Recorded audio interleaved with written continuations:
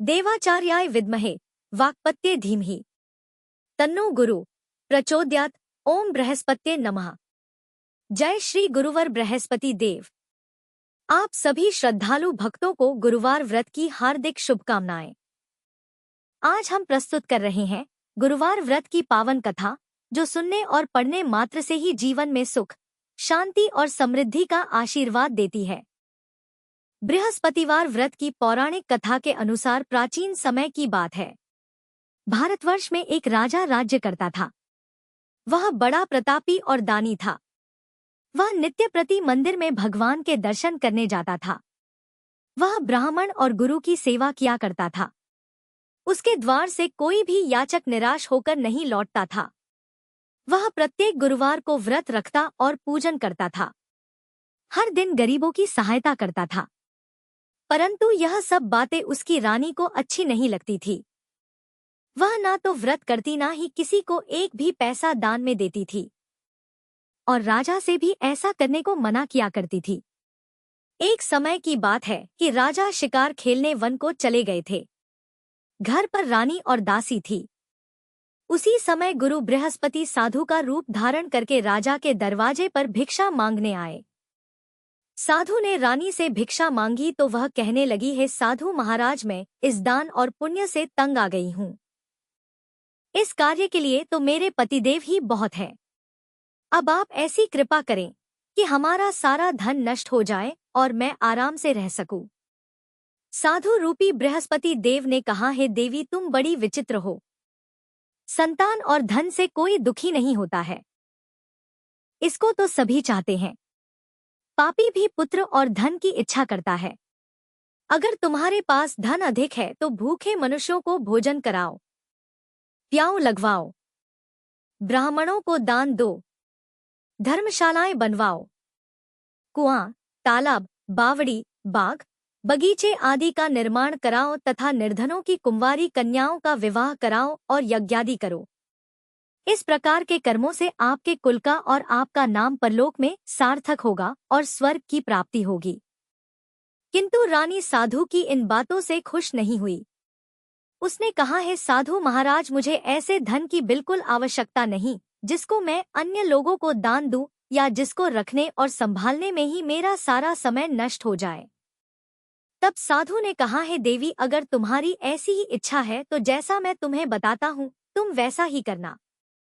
बृहस्पतिवार के दिन घर को गोबर से लिपना, अपने केशों को पीली मिट्टी से धोना, राजा से कहना वह दाढ़ी कटवाएं, भोजन में मांस मदिरा खाना, कपड़ा धोबी के यहाँ धुलने देना। इस प्रकार 7 बृहस्पतिवार करने से तुम्हारा सब धन नष्ट हो जाएगा। ऐसा कहकर साधु महाराज रूपी बृहस्पति देव अंतर्ध्य हो गए। रानी ने साधु के कहे अनुसार 7 बृहस्पतिवार तक वैसा ही करने का विचार किया। साधु के बताए अनुसार कार्य करते हुए केवल 3 बृहस्पतिवार ही बीते थे कि उसकी समस्त धन संपत्ति नष्ट हो गई। भोजन के लिए दोनों समय परिवार तरसने लगा तथा सांसारिक भोगों से दुखी रहने लगा। तब वह राजा रानी से कहने लगा, हे रानी, तुम यहाँ पर रहो, मैं दूसरे देश को जाता हूँ। क्योंकि यहाँ पर मुझे सभी मनुष्य जानते हैं, इसलिए मैं यहाँ कोई काम नहीं कर सकता। मैं परदेश जा रहा हूँ, वहां कोई काम धंधा करूंगा, शायद हमारे भाग्य बदल जाए। ऐसा कहकर राजा परदेश चला गया। वह वहां जंगल से लकड़ी काट कर लाता और शहर में बेचता। इस तरह जीवन व्यतीत करने लगा। इधर राजा के बिना रानी और दासियां दुखी रहने लगी। किसी दिन भोजन मिलता और किसी दिन जल पीकर ही रह जाती। एक बार रानी और दासियों को 7 दिन तक बिना भोजन के रहना पड़ा। तो रानी ने अपनी दासी से कहा, है दासी, यहाँ पासी के नगर में मेरी बहन रहती है। वह बड़ी धनवान है। तू उसके पास जा और वहां से 5 सिर बेझर मांग कर ले आ, जिससे कुछ समय के लिए गुजर हो जाएगा। दासी रानी की बहन के पास गई। रानी की बहन उस समय पूजा कर रही थी। दासी ने रानी की बहन से कहा, है रानी, मुझे आपकी बहन ने भेजा है, मुझे 5 शेर बेझर दे दो। दासी ने यह बात अनेक बार कही, परंतु रानी की बहन ने कोई उत्तर नहीं दिया, क्योंकि उस समय वह बृहस्पतिवार की कथा सुन रही थी।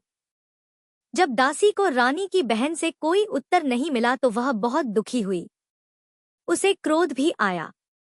वह लौटकर रानी से बोली, हे रानी, आपकी बहन तो बहुत ही घमंडी है। वह तो छोटे लोगों से बात भी नहीं करती। मैंने उससे बहुत बार कहा लेकिन उसने कोई उत्तर नहीं दिया। मैं वापस चली आई। रानी बोली, है दासी, इसमें उसका कोई दोष नहीं है। जब बुरे दिन आते हैं तब कोई सहारा नहीं देता।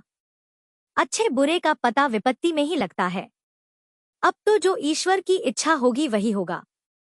यह सब हमारे भाग्य का दोष है। उधर रानी की बहन ने सोचा कि मेरी बहन की दासी आई थी परंतु मैं उससे नहीं बोली, इससे वह बहुत दुखी हुई होगी। अतः कथा सुनकर और विष्णु भगवान का पूजन समाप्त कर वह अपनी बहन के घर आई और कहने लगी, है बहन, मैं बृहस्पतिवार का व्रत कर रही थी।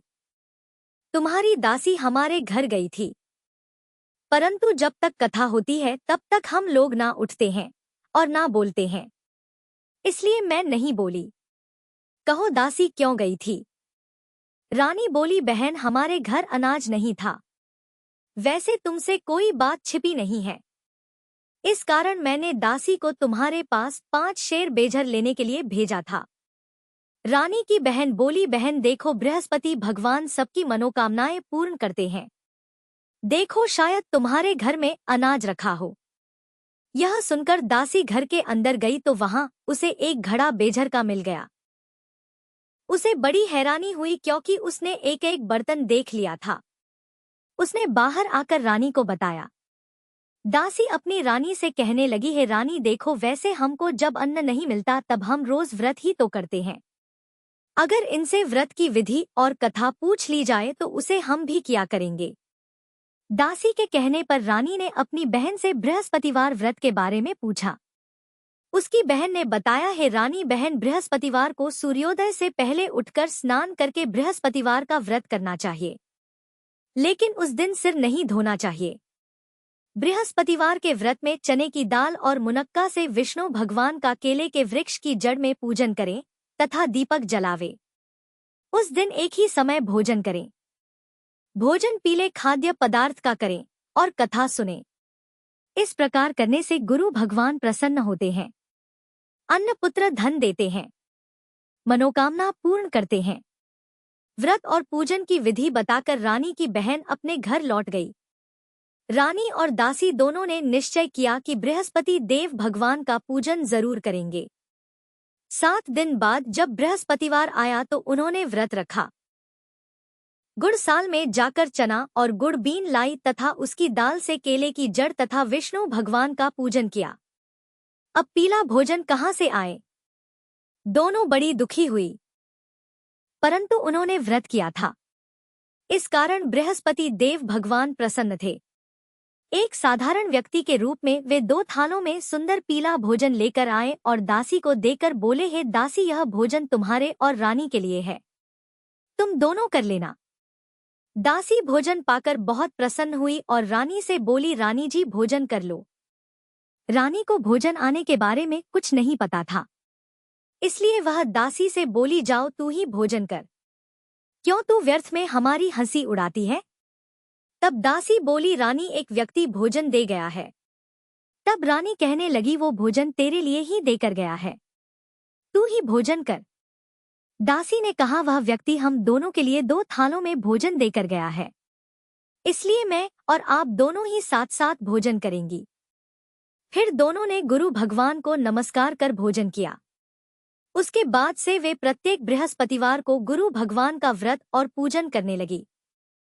बृहस्पति भगवान की कृपा से उनके पास धन हो गया, परंतु रानी फिर पहले की तरह से आलस्य करने लगी। तब दासी बोली, देखो रानी, तुम पहले भी इसी प्रकार आलस्य करती थी, तुम्हें धन रखने में कष्ट होता था, इस कारण सभी धन नष्ट हो गया। अब गुरु भगवान की कृपा से धन मिला है तो तुम्हें फिर आलस्य होता है। बड़ी मुसीबतों के बाद हमने यह धन पाया है, इसलिए हमें दान पुण्य करना चाहिए। तुम भूखे मनुष्यों को भोजन कराओ, प्याऊ लगवाओ, ब्राह्मणों को दान दो, कुआं, तालाब, बावड़ी आदि का निर्माण करवाओ, मंदिर पाठशाला बनवाकर दान दो। कुंवारी कन्याओं का विवाह करवाओ। धन को शुभ कार्यों में खर्च करो, जिससे तुम्हारे कुल का यश बने और स्वर्ग प्राप्त हो और पितर भी प्रसन्न हो। दासी की बात मानकर रानी ने इसी प्रकार के कर्म करने प्रारंभ कर दिए, जिससे उनका काफी यश फैलने लगा। एक दिन रानी और दासी आपस में विचार करने लगी कि न जाने राजा किस दशा में होंगे। उनकी कोई खोज खबर नहीं है। उन्होंने बृहस्पति देव से प्रार्थना की और तब भगवान ने रात्रि में राजा को स्वप्न में कहा, हे राजा, उठ, तेरी रानी तुझको याद करती है। अब अपने देश को वापस लौट जा। राजा प्रातःकाल उठकर जंगल से लकड़ियां काटकर लाने के लिए जंगल की ओर चल पड़ा। जंगल से गुजरते हुए वह सोचने लगा, रानी की गलती से उसे कितने दुख भोगने पड़े। राजपाट छोड़कर उसे जंगल में आकर रहना पड़ा। जंगल से लकड़ियां काटकर उन्हें बेचकर गुजारा करना पड़ा। उसी समय उस जंगल में बृहस्पति देव एक साधु का रूप धारण करके आए और राजा के पास आकर बोले, हे लकड़हारे, तुम इस सुनसान जंगल में किस चिंता में बैठे हो, मुझे बतलाओ। यह सुनकर राजा की आंखों में आंसू भर आए और साधु की वंदना करके वह बोला, हे प्रभु, आप सब कुछ जानने वाले हैं। ऐसा कहकर राजा ने साधु को अपनी संपूर्ण कथा सुना दी। महात्मा दयालु होते हैं। वे राजा से बोले, हे राजा, तुम्हारी पत्नी ने बृहस्पति देव के प्रति अपराध किया था, जिसके कारण तुम्हारी यह दशा हुई। अब तुम किसी प्रकार की चिंता मत करो, भगवान तुम्हें पहले से अधिक धन देंगे। देखो, तुम्हारी पत्नी ने बृहस्पतिवार का व्रत करना प्रारंभ कर दिया है। अब तुम भी बृहस्पतिवार का व्रत करके चने की दाल और गुड़ जल के लोटे में डालकर केले का पूजन करो। फिर कथा कहो या सुनो, भगवान तुम्हारी सब मनोकामनाओं को पूर्ण करेंगे। साधु को प्रसन्न देखकर राजा बोला, हे प्रभु, मुझे लकड़ी बेचकर इतना पैसा नहीं मिलता जिससे भोजन करने के उपरांत कुछ बचा सकूं, और मैंने रात्रि में अपनी रानी को व्याकुल देखा है। मेरे पास कोई साधन नहीं जिससे समाचार जान सकूं। फिर मैं बृहस्पति देव की क्या कहानी कहूं? मुझे तो कुछ भी नहीं मालूम है। साधु ने कहा, हे राजा, तुम किसी बात की चिंता मत करो। बृहस्पतिवार के दिन तुम रोजाना की तरह लकड़ियां लेकर शहर में जाओ। तुम्हें रोज से 2 गुना धन प्राप्त होगा, जिससे तुम भलीभांति भोजन कर लोगे और बृहस्पति देव की पूजा का सामान भी आ जावेगा। बृहस्पतिवार की कथा इस प्रकार है। प्राचीन काल में एक बहुत ही निर्धन ब्राह्मण था। उसकी कोई संतान नहीं थी। वह नित्य पूजा पाठ करता, परंतु उसकी पत्नी बहुत मलिनता के साथ रहती थी। वह ना तो स्नान करती और ना किसी देवता का पूजन करती थी। प्रातः काल उठते ही सबसे पहले भोजन करती, बाद में कोई अन्य कार्य करती। ब्राह्मण देवता बहुत दुखी रहते थे। पत्नी को बहुत समझाते, किंतु कोई परिणाम नहीं निकलता। भगवान की कृपा से ब्राह्मण की पत्नी के कन्या उत्पन्न हुई। वह कन्या अपने पिता के घर में बड़ी होने लगी। वह बालिका प्रातः स्नान करके भगवान विष्णु का जप करती। वह बचपन से ही बृहस्पतिवार का व्रत भी करने लगी थी। पूजा पाठ समाप्त कर स्कूल जाती तो अपनी मुट्ठी में जौ भरकर ले जाती और पाठशाला जाने के मार्ग में डालती जाती। वही जौ सोने के हो जाते तो लौटते समय उनको बिनकर घर ले आती। एक दिन वह बालिका सोप में उन सोने के जौ को फटक कर साफ कर रही थी। तभी उसकी माँ ने देख लिया और कहने लगी, हे बेटी, सोने के जौ को फटकने के लिए सोने का सूप होना चाहिए। दूसरे दिन गुरुवार था। उस कन्या ने व्रत रखा और बृहस्पति देव से प्रार्थना करके कहा, हे प्रभु, यदि मैंने सच्चे मन से आपकी पूजा की हो तो मुझे सोने का सूप दे दो। बृहस्पति देव ने उसकी प्रार्थना स्वीकार कर ली। रोजाना की तरह वह कन्या जौ फैलाती हुई पाठशाला चली गई। पाठशाला से लौटकर जब वह जौ बिन रही थी तो बृहस्पति देव की कृपा से उसे सोने का सूप मिला। उसे वह घर ले आई और उससे जौ साफ करने लगी, परंतु उसकी माँ का वही ढंग रहा। एक दिन की बात है, वह कन्या सोने के सूप में जौ साफ कर रही थी। उस समय उस नगर का राजकुमार वहां से होकर निकला। इस कन्या के रूप और सोने के सूप में जौ को साफ करते देखकर वह उस कन्या पर मोहित हो गया। राजमहल आकर वह भोजन तथा जल त्याग कर उदास होकर लेट गया। राजा को जब राजकुमार द्वारा अन्न जल त्यागने का समाचार मिला तो अपने मंत्रियों के साथ वह अपने पुत्र के पास आए और बोले, हे बेटा, तुम्हें किस बात का कष्ट है? किसी ने अपमान किया है अथवा कोई और कारण है? मुझे बताओ, मैं वही करूंगा जिससे तुम्हें प्रसन्नता हो। तब राजकुमार ने अपने पिता की बातें सुनी और बोला, मुझे आपकी कृपा से किसी बात का दुख नहीं है। किसी ने मेरा अपमान नहीं किया है, परंतु मैं उस लड़की के साथ विवाह करना चाहता हूँ जो सोने के सूप में जौ साफ कर रही थी। यह सुनकर राजा आश्चर्य में पड़ गया और बोला, हे बेटा, इस तरह की कन्या का पता तुम ही लगाओ, मैं उसके साथ तुम्हारा विवाह अवश्य ही करवा दूंगा। राजकुमार ने राजा को उस लड़की के घर का पता बतलाया। मंत्री उस लड़की के घर गया और राजा का आदेश ब्राह्मण को सुनाया। कुछ दिन बाद ब्राह्मण की कन्या का विवाह राजकुमार के साथ संपन्न हो गया। कन्या के घर से जाते ही उस ब्राह्मण देवता के घर में पहले की तरह गरीबी का वास हो गया। अब भोजन के लिए भी अन्न बड़ी मुश्किल से मिलता था। एक दिन दुखी होकर ब्राह्मण अपनी पुत्री से मिलने गया। बेटी ने पिता की दुखी अवस्था को देखा और अपनी मां का समाचार पूछा। ब्राह्मण देवता ने सभी हाल कह सुनाया। तब कन्या ने बहुत सारा धन देकर अपने पिता को विदा कर दिया। इस तरह ब्राह्मण का कुछ समय सुख पूर्वक बीता, लेकिन कुछ दिन बाद फिर वही हाल हो गया। ब्राह्मण फिर अपनी कन्या के यहाँ गया और सभी हाल कहा तो पुत्री कहने लगी, हे पिताजी, अब माताजी को यहाँ लेवा लाओ, मैं उन्हें वह विधि बता दूंगी जिससे गरीबी दूर हो जाए। अब ब्राह्मण देवता अपनी पत्नी को साथ लेकर अपनी पुत्री के पास राजमहल में पहुंचे तो पुत्री अपनी मां को समझाने लगी, हे मां, तुम प्रातः काल उठकर प्रथम स्नाना आदि करके विष्णु भगवान का पूजन करो तो सब दरिद्रता दूर हो जाएगी। परंतु उसकी मां ने उसकी एक बात नहीं मानी। वह प्रातः काल उठकर अपनी पुत्री का बचा जूठन खा लेती थी। एक दिन उसकी पुत्री को बहुत गुस्सा आया। उसने एक रात ओशरी से सारा सामान निकाल दिया और उसमें अपनी मां को बंद कर दिया। प्रातः उसमें से निकाला और स्नानादि कराकर पूजा पाठ करवाया तो उसकी मां की बुद्धि ठीक हो गई। इसके बाद वह नियम से पूजा पाठ करती और प्रत्येक बृहस्पतिवार को व्रत करने लगी। इस व्रत के पुण्य प्रभाव से उसकी मां भी बहुत धनवान हो गई और बृहस्पति देवता के प्रभाव से स्वर्ग को गई। वह ब्राह्मण भी सुख पूर्वक इस लोक का सुख भोग कर स्वर्ग को प्राप्त हुए। इस तरह कहानी कहकर साधु महाराज वहां से लोभ हो गए। धीरे धीरे समय बीतने पर फिर बृहस्पतिवार का दिन आया। राजा जंगल से लकड़ी काटकर किसी शहर में बेचने गए। उसे उस दिन और दिनों से अधिक धन मिला। राजा ने चना, गुड़ आदि लाकर बृहस्पतिवार का व्रत किया। उस दिन से उसके सभी क्लेश दूर हुए।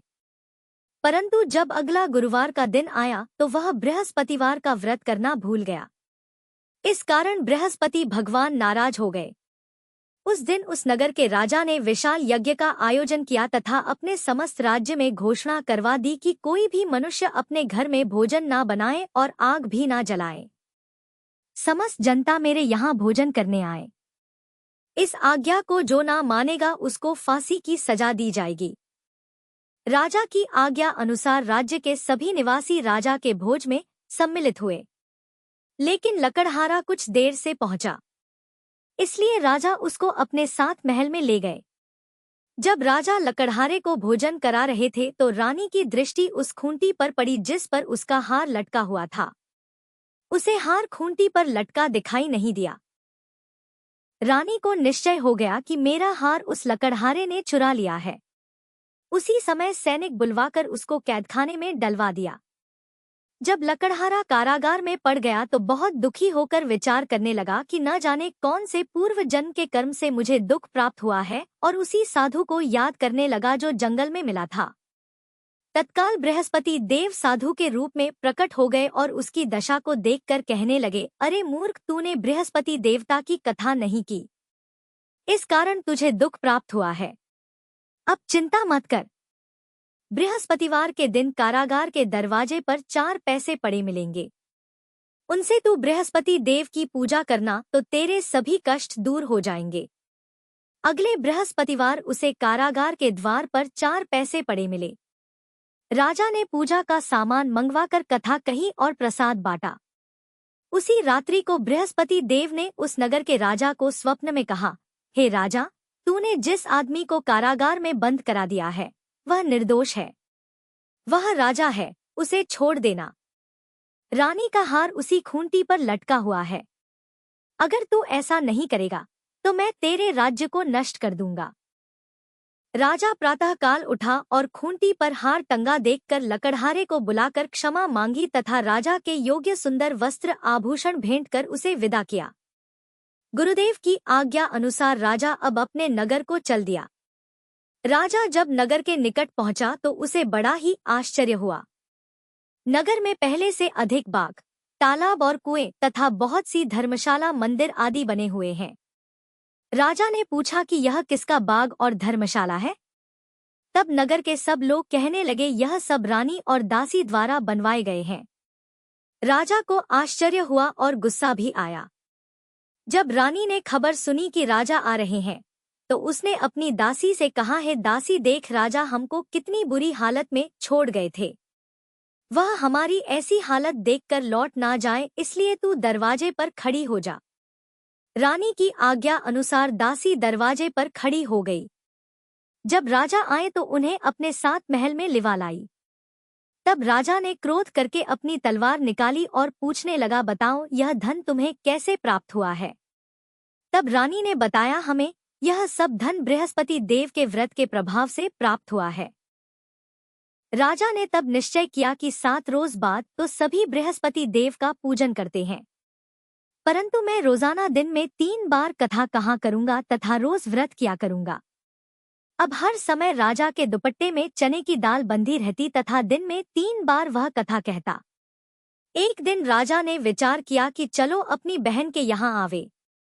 इस तरह का निश्चय कर राजा घोड़े पर सवार होकर अपनी बहन के यहाँ चल पड़ा। रास्ते में उसने देखा कि कुछ आदमी एक मुर्दे को लिए जा रहे हैं। उन्हें रोककर राजा कहने लगा, अरे भाइयों, मेरी बृहस्पतिवार की कथा सुन लो। वे बोले, लो हमारा तो आदमी मर गया है, इसको अपनी कथा की पड़ी है। परंतु कुछ आदमी बोले, अच्छा कहो, हम तुम्हारी कथा भी सुनेंगे। राजा ने दाल निकाली और कथा कहनी शुरू कर दी।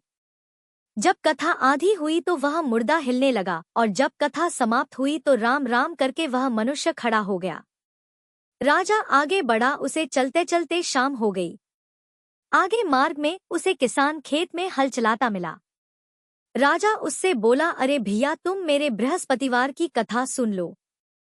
किसान बोला, जब तक मैं तेरी कथा सुनूंगा तब तक 4 हरैया जोत लूंगा। जा अपनी कथा किसी और को सुनाना। राजा आगे चलने लगा। राजा के हटते ही बैल पछाड़ खाकर गिर गए तथा किसान के पेट में बहुत जोर से दर्द होने लगा। उसी समय किसान की माँ रोटी लेकर आई। उसने जब यह देखा तो अपने पुत्र से सब हाल पूछा। बेटे ने सभी हाल बता दिया। बुढ़िया दौड़ी दौड़ी उस घुड़सवार के पास गई और उससे बोली, मैं तेरी कथा सुनूंगी, तू अपनी कथा मेरे खेत पर ही चलकर कहना। राजा ने लौटकर बुढ़िया के खेत पर जाकर कथा कही, जिसके सुनते ही बैल खड़े हो गए और किसान के पेट का दर्द भी बंद हो गया। अब राजा अपनी बहन के घर पहुंच गया। बहन ने भाई की खूब मेहमानी की। दूसरे दिन प्रातःकाल राजा जगा तो देखने लगा कि सब लोग भोजन कर रहे हैं। राजा ने अपनी बहन से पूछा कि ऐसा कोई मनुष्य है जिसने भोजन ना किया हो जो मेरी बृहस्पतिवार की कथा सुन ले? तो बहन बोली, है भैया, यह देश ऐसा ही है। पहले यहाँ के लोग भोजन करते हैं, बाद में अन्य कोई काम करते हैं। अगर पड़ोस में कोई हो तो देख कर आती हूँ। ऐसा कहकर बहन देखने चली, परंतु उसे कोई भी ऐसा व्यक्ति नहीं मिला जिसने भोजन नहीं किया हो। फिर वह एक कुम्हार के घर गई जिसका लड़का बीमार था। उसे पता चला कि उसके यहाँ 3 दिन से किसी ने भोजन नहीं किया है। रानी ने अपने भाई की कथा सुनने के लिए कुम्हार से कहा तो वह तैयार हो गया। तब राजा ने जाकर बृहस्पतिवार की कथा कही, जिसको सुनकर उसका लड़का ठीक हो गया। अब तो राजा की प्रशंसा होने लगी। एक दिन राजा ने अपनी बहन से कहा, है बहन, अब मैं अपने घर जाऊंगा, तुम भी तैयार हो जाओ। राजा की बहन ने अपनी सास से अपने भाई के साथ जाने की आज्ञा मांगी तो सास बोली चली जा, परंतु अपने लड़कों को मत ले जाना क्योंकि तेरे भाई की कोई संतान नहीं होती है। बहन ने अपने भाई से कहा है भैया मैं तो चलूंगी परंतु कोई बालक नहीं जाएगा। राजा ने कहा जब कोई बालक नहीं चलेगा तब तुम भी जाकर क्या करोगी। फिर दुखी मन से राजा अपने नगर को लौट आया। राजा ने अपनी रानी से कहा हम निसंतान हैं, इसलिए हमारे घर आना कोई पसंद नहीं करता, हम निर्वशी राजा हैं।